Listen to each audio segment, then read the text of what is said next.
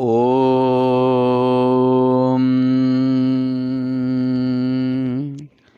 सीमंत नयन संस्कार। सीमंत शब्द का अर्थ है मस्तिष्क और उन्नयन संस्कार शब्द का अर्थ होता है विकास। इसी प्रकार सीमंत नयन संस्कार का अर्थ हुआ ऐसा संस्कार जिसमें माता का ध्यान मस्तिष्क के विकास पर केंद्रित हो जाता है। पुंसवन संस्कार शारीरिक विकास का संस्कार है। सीमंत नयन संस्कार मानसिक विकास का संस्कार है। इन दोनों संस्कारों में गर्भस्थ संतान का शारीरिक तथा मानसिक सब कुछ आ जाता है। संस्कार विधि में लिखा है कि सीमंत नयन संस्कार में पति अपने हाथ से स्वपत्नी के केशों में सुगंधित तेल डालें, कंधी से सुधारें, पट्टी निकालें, सुंदर जूड़ा बांधकर दोनों यज्ञशाला में आएं। इसका अभिप्राय यही है कि इस समय पति तथा पत्नी दोनों का ध्यान अपने तथा संतानों के मानसिक विकास पर केंद्रित हो जाना चाहिए। उन्हें यह समझ लेना चाहिए कि संतान का मानसिक विकास उनके अपने ऊपर निर्भर करेगा। जैसा मानसिक जीवन वे व्यतीत करेंगे उसी की छाप उनके संतान पर पड़ेगी। शास्त्रकारों ने माता को एक ऐसा सांचा माना है जिसमें माता पिता जैसे संतान चाहते हैं उसे वैसा डाल सकते हैं। इसी समय को अगर हाथ से खो दिया जाए तो संतान के जन्म लेने के बाद बाहर की अच्छी या बुरी परिस्थिति का प्रभाव प्रबल रूप धारण कर लेता है। सीमंत नयन संस्कार का अभिप्राय माता पिता के ध्यान को संतान के मानसिक विकास पर केंद्रित कर देता है। सीमंत नयन संस्कार का सर्वोत्तम समय वह है जब गर्भस्थ संतान के मस्तिष्क के कोषों का निर्माण होने लगता है। सुश्रुत के स्थान पर में लिखा गया है 5वें महीने में मन अधिक जागृत हो जाता है। 6ठे महीने में बुद्धि, 7वें में अंग प्रत्यंग अधिक व्यक्त होने लगते हैं। 8वें महीने में ओज अस्थिर रहता है। 8वें महीने में उत्पन्न बच्चा प्राय जीता नहीं है। इस कथन से स्पष्ट है कि सुश्रुत के अनुसार 5वें महीने में गर्भस्थ संतान का मन पहले से अधिक प्रबुद्ध हो जाता है।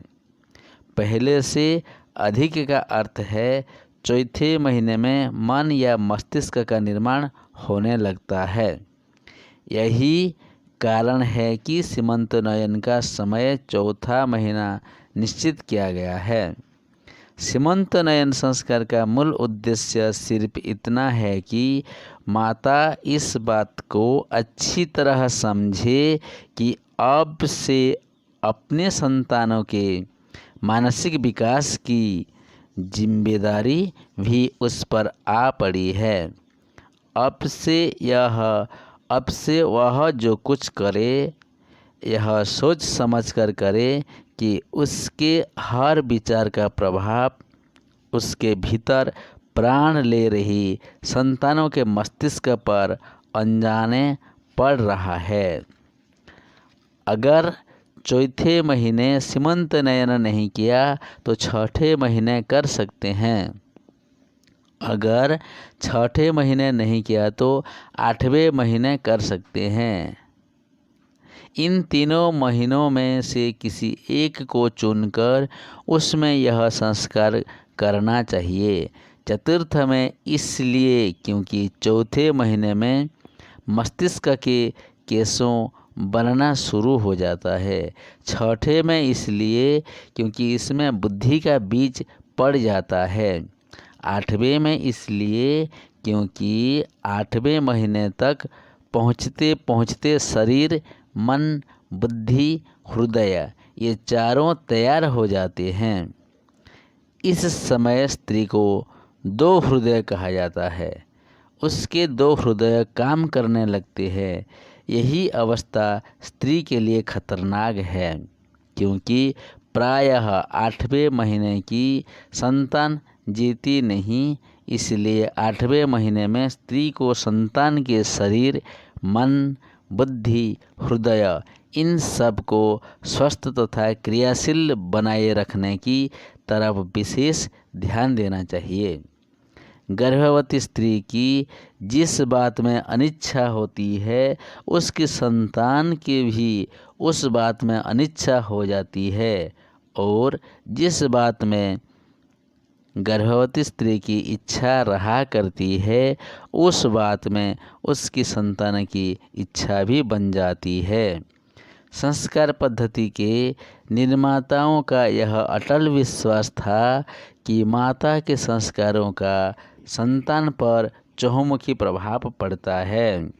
इसलिए सीमंतोन्नयन संस्कार को महत्वपूर्ण स्थान दिया गया था। मनुस्मृति अध्याय 9 श्लोक 9 में कहा गया है, जादृशं भजते ही स्त्री सुतं सूते तथा विधियम तस्मात् प्रजा विशुद्धयर्थ स्त्रियं रक्षेत प्रयत्न। गर्भवती स्त्री जिस प्रकार की तस्वीर अपने मन में खींच लेती है, वह उसी प्रकार की संतान को जन्म देती है। इसलिए उत्तम संतान के लिए स्त्री को ऐसे वातावरण में रखना चाहिए जिससे संतानों